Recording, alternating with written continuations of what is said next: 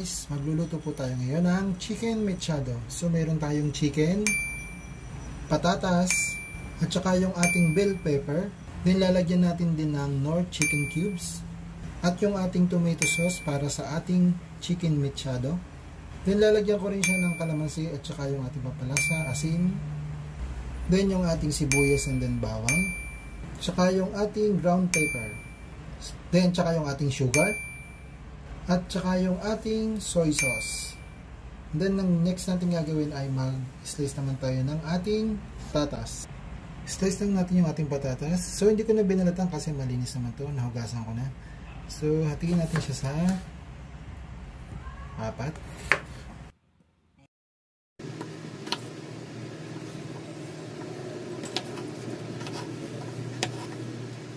Ayan. Yan na yung ating patatas. Ipa-fried lang natin yan saglit. Kaya muna natin gagawin ay ipiprito muna natin yung patatas. So yan, okay na yung mantika na yan. So yan.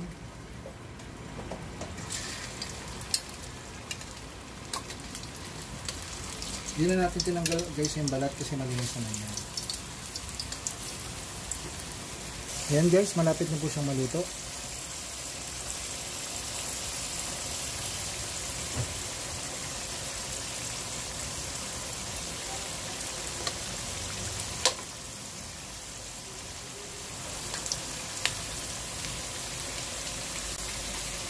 So yan guys, luto na yung ating patatas. Kukunin muna natin yan. Isi-set aside muna natin.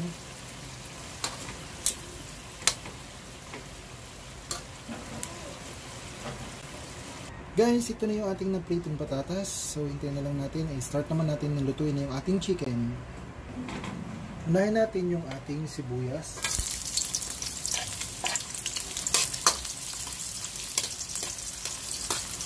Ayan. Sunod yung ating bawang.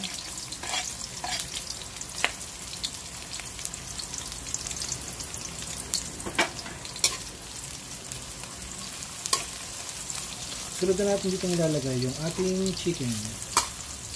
Next natin nilalagay yung ating chicken.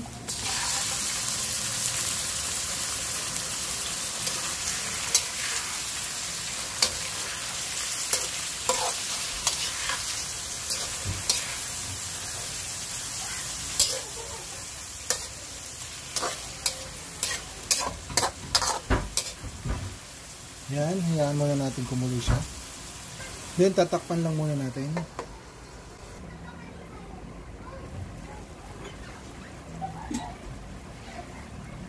Lalagay na natin yung ating tomato sauce.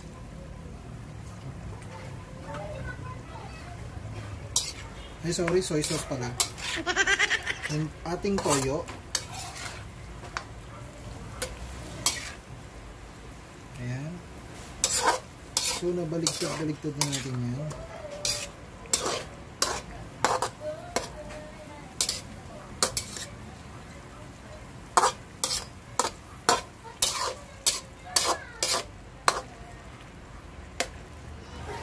Sunod yung ating tomato sauce.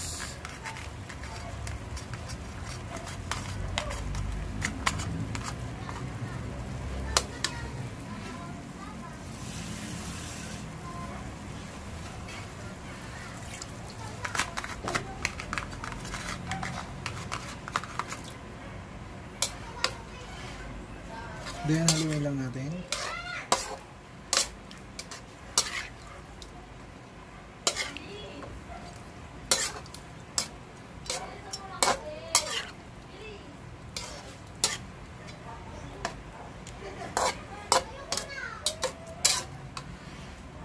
Then, hayaan lang na muna natin kumulo yan. Takpan lang muna natin. Guys, lalagyan na natin ng laurel. Tsaka yung ating Knorr chicken cubes.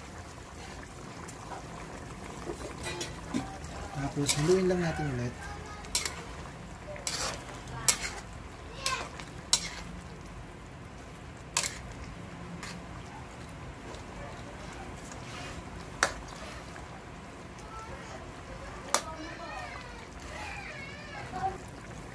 Haluin lang natin guys.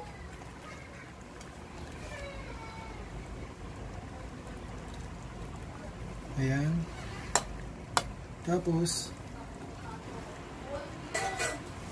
laban ulit natin and then lulutuin lang natin siya ng mga 14 minutes at saka para manuot yung ating chicken cubes na ating nilagay.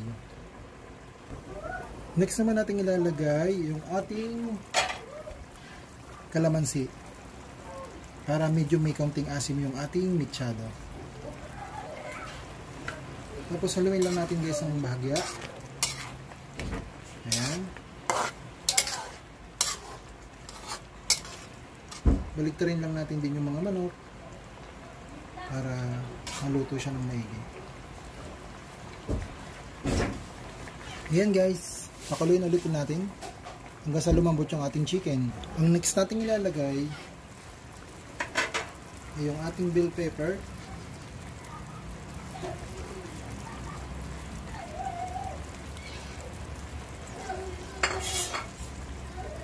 Haluin lang natin.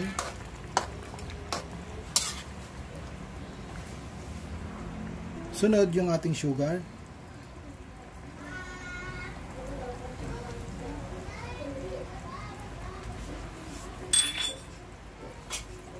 Haluin lang natin ulit.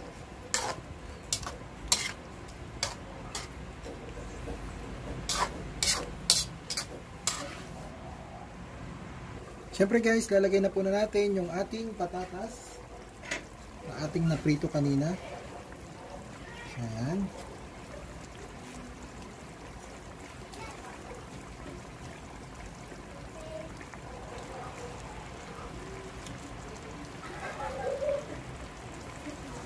Yan guys. Next naman natin lalagay ay yung ating paminta, yung ground pepper.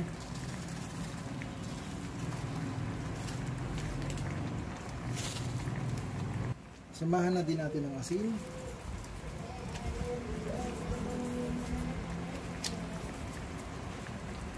Yan guys, malapit na mo maluto ang ating chicken mechado. So guys, ito na po yung ating chicken mechado. Ililipat naman po natin siya sa ating serving spoon para kumain na po tayo. Guys, yan na po yung ating naluto for today na ating chicken mechado. Guys, salamat po. Ito na po yung ating video. Thank you po sa mga nag-subscribe at sa mga hindi pa po nagsusubscribe, subscribe na po kayo dahil marami po kayong aabangan ng mga dishes.